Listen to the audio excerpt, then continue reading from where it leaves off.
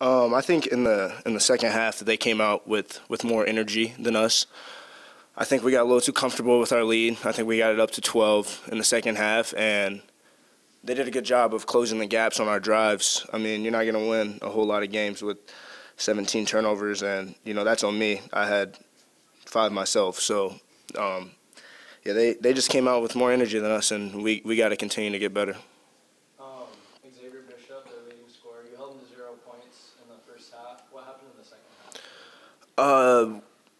He's left-handed, but he's actually better at going right, and we let him get to his right hand too many times, and I mean he kind of just got going. I think he hit a transition 3 off a dumb turnover, and I think that kind of got him going. And I mean he's a good player, and we knew that coming in. So.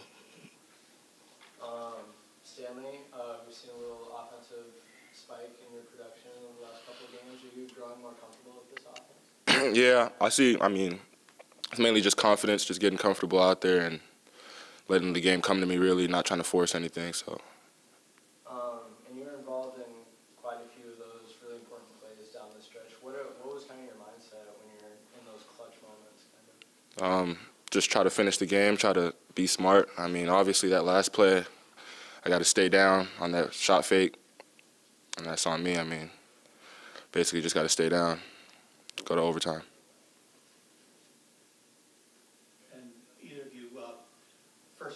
First half, when you guys built that lead, what were you guys able to do to kind of pull away from? When we did have the lead, we're moving well offensively, and we're doing a pretty good job of our defensive concepts. And we kept, first half we held 0 to 0 points, so we did a good job on the defensive side. And I'm not sure how many turnovers we had in the second half, but I know we had a lot more in the first half. But I know we had a lot more in the second half than we did the first half.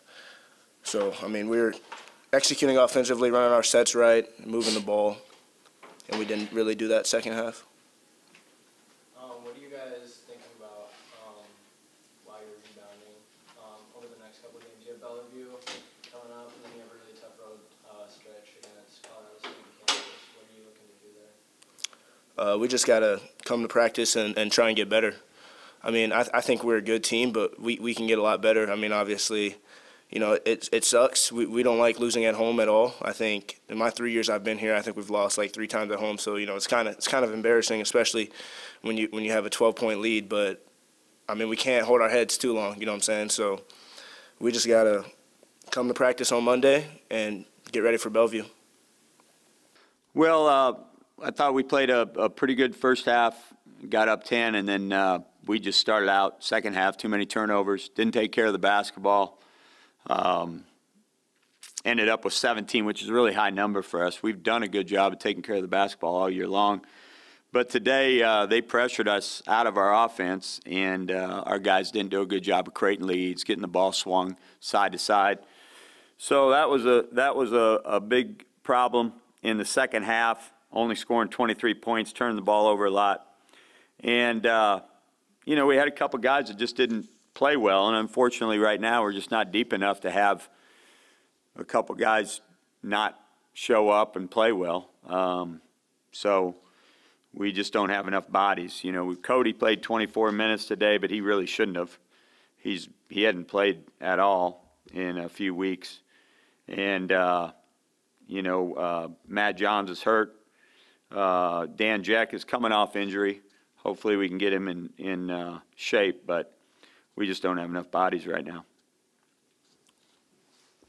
Do you think this Kansas City team is a little better than what their record said? Well, they're 2-7, but they've played a top 50 schedule in the country. So they've gone to UConn, they've gone to Iowa, they've played really good teams. So, they're a dangerous team because their guards can really score when they get going, and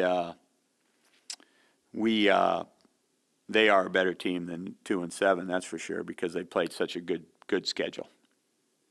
Did they bring anything that you weren't expecting? No, same stuff. I've coached against them for 5 years. They play the exact same way. I think the difference in the game would be the experience that they have in guys that have been in big games and played and been the guy. Bishop, Giles, McKissick, those guys have been their main guy. They were their main guys last year. And they have experience of being their main guys. And Bishop has been running the point for 3 years, and he's been the guy that runs the show for him. And, you know, I think we've got some guys that are getting better, like Stan Amude didn't even play last year, and, you know, he was our best player today. So I think that was a game of experience, of guys that are used to being main guys as opposed to guys that are used to being role players. And that's what our guys have been. And a couple of the guys just didn't play very well today either. Can you talk a little bit about Bishop? I went from 0 to 15 in 1.5. Well, we've got to get better at paying attention to details. I've coached against him for 3 years or 2 years, played a lot of games. We played him 3 times last year, know exactly how to play him. Unfortunately, our guys didn't pay attention to the scouting report. So not all the time, but enough where he got loose. And that's just, you just can't do that against a good player. So we didn't do a very good job on him in the second half. We did not make him go the way he's supposed to go. We did not stay down on shot fakes, which was a big play at the end of the game, which is the biggest, you know, big emphasis in the scouting report. So we've got to get better at paying attention to details if we're going to win. We've lost 3 one-possession games, and you know, if you're going to, you know, compete in those one-possession games, you can't. You've got to control your mistakes. You've got to control what you can control. And one of the things you can control is taking away what we're supposed to take away. Pay attention to what a guy likes to do, and, you know, don't let him do it.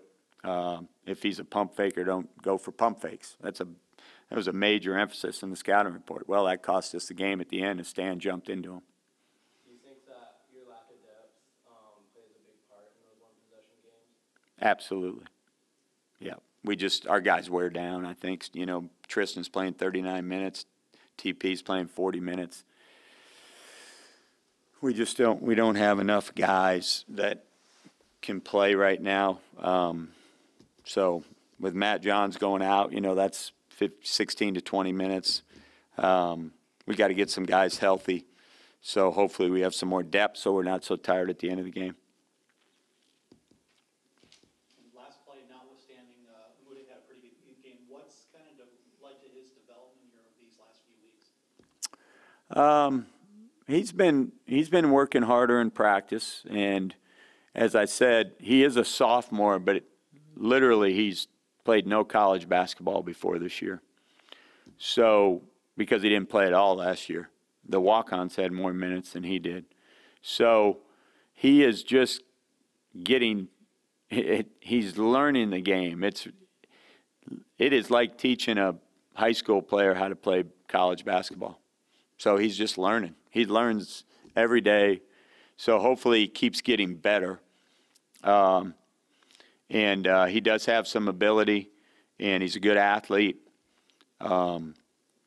But he is just scratching the surface of knowing how to play college basketball. So I think as long as he keeps working and getting and coming to practice every day with a purpose in mind, he'll get better and better.